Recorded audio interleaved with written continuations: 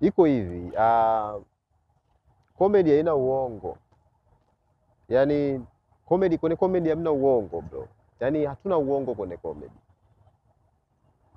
Huwezi ukasema ukaaminisha dunia kwamba huyu anachekesha wakati hachekeshi. Wewe unayeaminisha hivyo unaweza uko salama tu, kwa sababu labda hujui ukweli wa hii game. Kwa sababu comedy ni kwamba inachoshinda ni comedy tu mara zote. Kevin Hart yule pale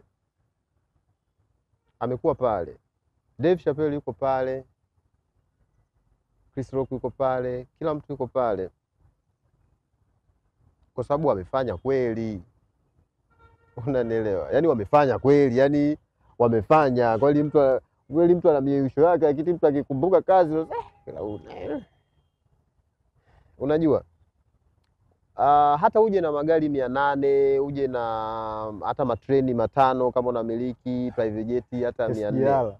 Trust me, ukipanda stejini pale ukashindwa kuwachekesha wale watu, yani hayo magari yani hamna hata mtu yanayomsumbua. Alafu sio tu watu, yani hata wewe tu kama comedian, wewe mwenyewe ukipanda stejini ukafa pale, wewe mwenyewe tu unashindwa kulala usiku. Ndio comedy ilivyo, inakuhukumu wewe mwenyewe. Kwa hiyo sasa tukae kwenye ukweli, yani tufanye biashara. Unanifahamu? Tufanye biashara. Unanielewa? You don't want to kufanya biashara na mtu, achana naye, lakini mtafute mtu ambaye anafanya kweli. Kwa sababu hakuna uongo kwenye comedy. Comedian ana prove kila siku kama yeye ni comedian. Ndio maana watu wanalalamika hapa, unarudia sana ucheshi, unarudia jokes, watu wanarudia jokes, watu wanarudia jokes, kwa sababu watu wanatamani kusikia vitu vipya. Umenielewa? Comedian kila siku una prove wewe ni noma. Sasa hatuwezi tukaaminisha tu kwamba wewe comedian ni bora kwa sababu eti huyu ndio comedian ni bora. Why? Kwa sababu huyu yeye ni mnene kuliko wenzie. Kama hao ni mafanikio kunenepa. Au huyu kwa sababu sijui anamiliki sijui kitu gani kuliko. Hapana, yani hatuwezi. Hiyo tunaweza kujifariji. Kilichotokea hii tasnia yetu sisi imechelewa kidogo. Kwa waliokuja kwenye atmosphere ya umaarufu na ucelebrity wakaja kuaminisha kwamba ili wewe msanii complete lazima uje utuoneshe ulicho nacho. Sikatai, ni showbiz, inalipa kwenye sanaa.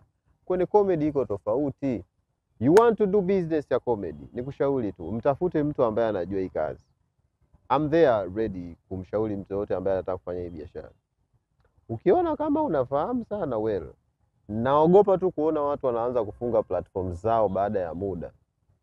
Kwa sababu biashara ya comedy haishi kwenye viingilio tu. Mtu anaangalia tu hivyo, amejaza watu, mwanangu akijaa tu 1000 hapa anapiga hela. Biashara iko pana, haishi tu hapo. Kwa natamani mimi watu wanaoingia kwenye hii biashara, sikilizeni basi, tusikilizeni.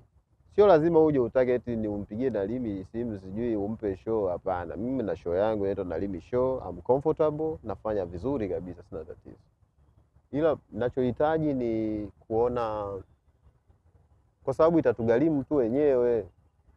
Watu leo hii mimi naongea maneno leo, watasema wewe ushauri wa nini? Niko hapa, I'm there waiting. Baada ya miaka kadhaa watu wote wataenda mbele ambao hawatataka ushauri, watagota mahali, watakwama. Then simu zitaanza kuna mzee mmoja aliwahi kutuambia sisi, huwezi escape struggle. Yaani huwezi kuescape hiyo sijui hustle hapo katikati. Huwezi, utaichelewesha tu. Nadhani ni hicho kikubwa kwa wafanyabiashara, waulize kidogo, waifahamu biashara nzima, waingie wajue tunafanyaje. Na kwa comedians, tufanye kazi jamani. Tufanye kazi, yani mimi natamani tufanye kazi. Yani najiambia mimi, namkwambia wewe, namwambia kila mtu. Tufanye kazi. Jaribu mara zote kutengeneza kitu kizuri. Tengeneza kitu kizuri. Achana na hizi. Leo hii unaweza kaonekana it makes sense. Lakini trust me, wewe mwenyewe leo unaangalia movies za mwaka 2015, unatamani uzirudie, uzielewe vizuri. Unaangalia vipindi vilivyopita, nilipokuwa mdogo nilikuwa sielewi vizuri. Watu wengine leo ndo wanasikiliza lyrics wasema, kumbe hii ndio ilikuwa inamaanisha hii.